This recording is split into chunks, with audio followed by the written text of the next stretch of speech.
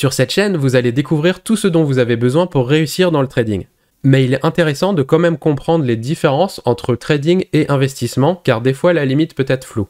Ça vous permettra aussi de briller en société quand on vous demande quelle est votre activité et d'être vraiment sûr que vous n'êtes pas ici pour découvrir l'investissement, mais bien pour découvrir le trading. Le but de cette vidéo est aussi de confirmer si vous avez plutôt un profil de trader, d'investisseur ou les deux. Si vous êtes ici, c'est que vous souhaitez probablement gagner de l'argent. Et que ce soit de l'investissement ou du trading, le concept de base, c'est le même. Vous avez un capital de départ que vous risquez ou investissez pour le faire fructifier. Que ce soit pour trader ou investir, n'oubliez tout de même pas que ces deux occupations sont des métiers à part entière, généralement pratiqués par des professionnels qui ont fait des études ou reçu des formations spécifiques et qui ont des certificats reconnus par les institutions pour pouvoir exercer.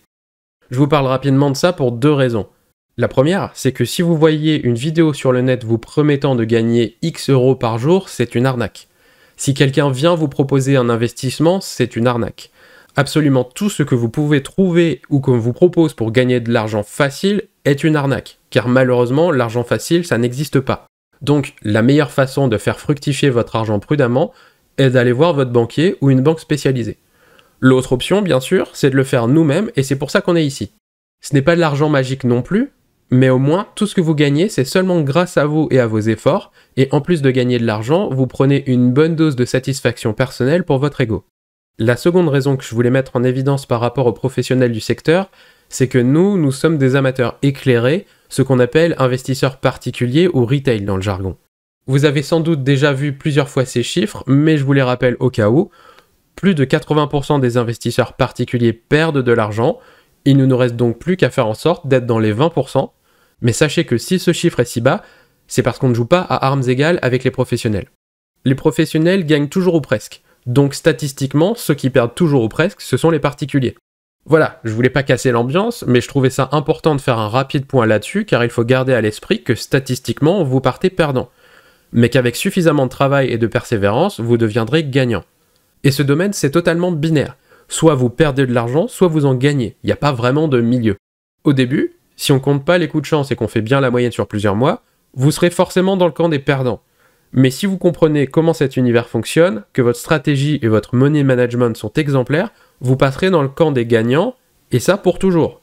Encore une fois, je parle en moyenne. Un bon trader rentable peut toujours avoir des mauvais jours, mais sur plusieurs semaines ou mois, son compte va forcément grossir. J'en profite aussi rapidement pour vous rappeler que je ne suis pas personnellement un professionnel de la finance, que je n'ai aucun certificat et donc que je ne vous donnerai jamais de conseils en investissement car c'est illégal. Tout ce que vous trouverez sur cette chaîne est ici à titre purement informatif et éducationnel et c'est juste le fruit de mon expérience et de tout ce que j'ai appris et testé depuis que je me suis lancé dans le trading il y a quelques années. C'est à vous de faire vos recherches avant de trader ou d'investir car vous êtes seul responsable de votre argent. Je suis juste ici pour vous faire gagner du temps et vous montrer les concepts qui, selon moi, sont importants à connaître pour trader sérieusement. Je vous montrerai pas à pas comment tout fonctionne, je vous montrerai des exemples de stratégies et comment vous les approprier ou créer la vôtre pour devenir autonome. On revient à notre comparatif entre trading et investissement. Si je devais résumer la différence entre les deux en une phrase. L'investissement permet de gagner de l'argent, là où le trading permet de gagner sa vie. Alors ok, ça sonne cliché, mais je m'explique. Pour investir, il vous faut une somme de départ importante. Si je caricature et que j'arrondis un peu, vous visez un rendement dans les 10% par an. Cet investissement ne demande presque aucune action de votre part une fois le plan initial mis en place. Pouvoir vivre de son investissement, ça veut dire être rentier, et à 10% par an, quand on enlève les impôts, prélèvements et l'inflation, il en reste beaucoup moins. Car oui, si vous ne voulez pas que votre patrimoine diminue, quand vous gagnez 10% d'intérêt et que vous retirez une inflation à 4%, vous ne gagnez au final que 6%. Ensuite à ça, retirez les impôts et compagnie, et il va vous falloir 1 ou 2 millions, voire plus, pour sortir l'équivalent d'un salaire mensuel correct. Correct étant relatif à chacun. Si vous avez cette somme déjà placée et que vous en vivez, je ne pense pas que le trading vous intéresse, sauf peut-être comme un hobby. Et donc le trading, lui, quand je dis qu'il permet de gagner sa vie, c'est parce qu'il faut plutôt considérer ça comme un métier au quotidien. Vous allez investir une petite somme d'argent pour gagner une petite somme d'argent. Plusieurs fois par semaine, voire plusieurs fois par jour, et ces gains vont se cumuler et faire boule de neige. L'intérêt, c'est que votre mise de départ est faible, donc pas besoin d'avoir 1 million à placer pour commencer. Par contre, le revers de la médaille, c'est qu'il faut y passer du temps et que chaque jour est un nouveau jour où vous repartez de zéro. votre série de réussites ou d'échecs d'hier n'aura aucune influence sur votre trading d'aujourd'hui et c'est donc un éternel recommencement. La différence, c'est que les 10% que vous gagnez en un an en investissant, en trading, vous pouvez les gagner en une semaine, voire en 2 à 3 jours, voire en une journée si vous êtes au bon endroit au bon moment.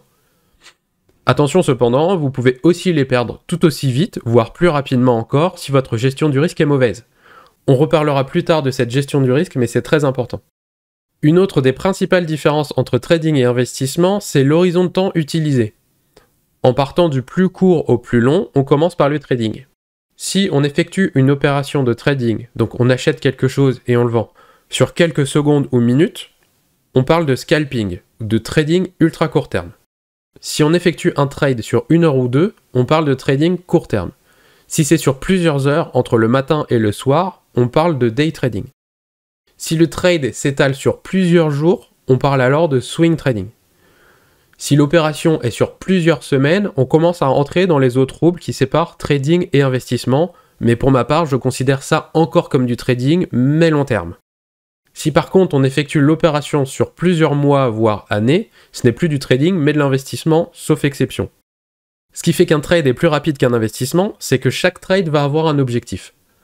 Lorsque le prix atteint tel niveau, vous achetez ou vendez. C'est le plan, on ne change jamais le plan et on ne trade jamais sans plan. Dans le cas de l'investissement, il n'y a pas vraiment d'objectif à proprement parler, hormis de faire fructifier la somme que vous avez investie. Vous allez modifier votre portefeuille de valeurs en fonction de leur comportement. C'est-à-dire que si une valeur présente un potentiel de croissance, vous allez acheter. Si une valeur s'essouffle, vous allez vendre ou au moins prendre quelques profits. L'investissement est plus organique là où le trading est purement technique. En trading, le prix atteint X, je vends. Et je ne me pose pas la question de savoir comment X a été atteint. Même s'il y a encore du potentiel, la cible était X. Donc je vends. Je ne vais pas amener des émotions comme l'espoir et garder la moitié de ma position ouverte car je crois que le prix va encore monter. Non, dans ce cas, on vend et next. C'est aussi ça qui explique le temps requis au quotidien par le trading par rapport à l'investissement. Quand vous investissez, vous gardez un œil relativement lointain sur les cours car vous gérez sur le long terme. En trading, c'est l'exact opposé. Lorsqu'un trade est en cours, il faut le surveiller assez attentivement pour pouvoir réagir rapidement si le marché se retourne. Évidemment, il existe des outils en trading pour automatiser cette surveillance et ne pas être obligé de rester collé à l'écran si on a un trade en cours, mais ce sera le sujet d'une autre vidéo. Une autre différence fondamentale, c'est qu'en investissement, vous achetez une valeur pour la revendre plus tard en espérant une plus-value, là où en trading, vous pouvez également faire l'inverse. C'est-à-dire vendre une valeur que vous ne possédez pas pour la racheter moins cher et empocher la différence.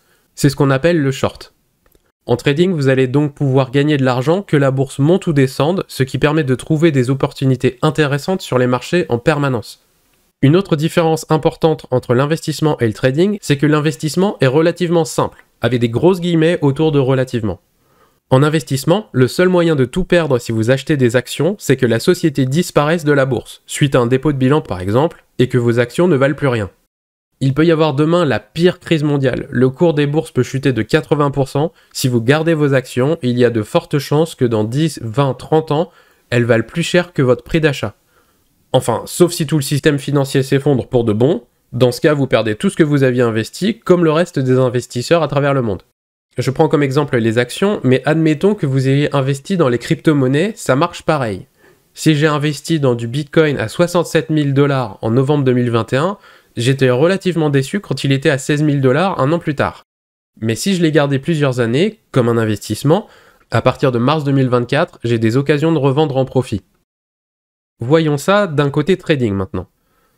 Comme je disais, le trading demande moins d'argent de départ car on va utiliser un système pour démultiplier le pouvoir d'achat de notre capital, le levier. Je ne rentrerai pas ici dans les détails et les risques du levier car j'ai une vidéo dédiée, mais le mot important que je viens d'employer ici c'est risque.